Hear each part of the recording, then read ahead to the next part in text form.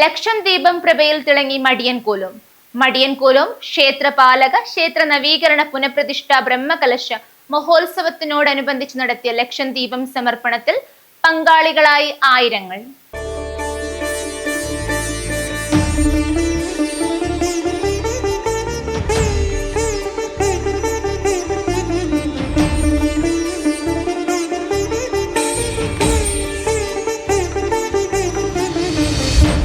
ദാരുശില്പങ്ങളാലും കൊത്തുപണികളാലും ഐതിഹ്യ സമ്പന്നതയാലും പ്രസിദ്ധമായ ഉത്തര കേരളത്തിലെ അതിപുരാതന ക്ഷേത്രമായ ശ്രീ മടിയൻകോലും ക്ഷേത്രപാലക ക്ഷേത്രത്തിൽ ഏപ്രിൽ 17 മുതൽ 23 വരെ നടന്ന നവീകരണ പുനഃപ്രതിഷ്ഠ ബ്രഹ്മകലശ മഹോത്സവത്തോടനുബന്ധിച്ച് ക്ഷേത്രത്തിൽ ലക്ഷം ദീപ സമർപ്പണം നടത്തി.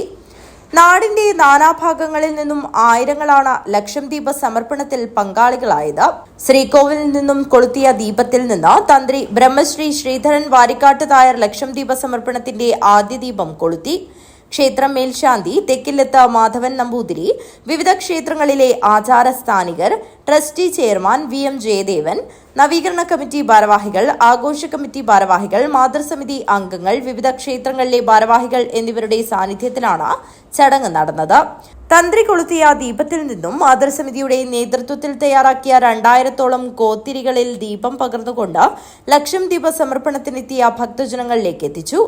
തുടർന്ന് മേലറയാൽ തറ, നാഗസ്ഥാനം, ക്ഷേത്ര നടവഴി, പടിഞ്ഞാറേ ഗോപുരം, പടിക്കെട്ട്, ക്ഷേത്ര തിരുമുറ്റം, ക്ഷേത്രപാലകൻ കളരാത്രിയമ്മ, മാഞ്ഞാളിയമ്മ, പെരട്ടൂർ ഭഗവതി എന്നിവയുടെ ശ്രീകോവിലുകളുടെ പുറംഭാഗം, കലശത്തറ, ക്ഷേത്ര അകത്തളം എന്നിവ ദൈവങ്ങളാൽ തെളിഞ്ഞ് കണ്ണിന് നയനചാരുത പകർന്നു.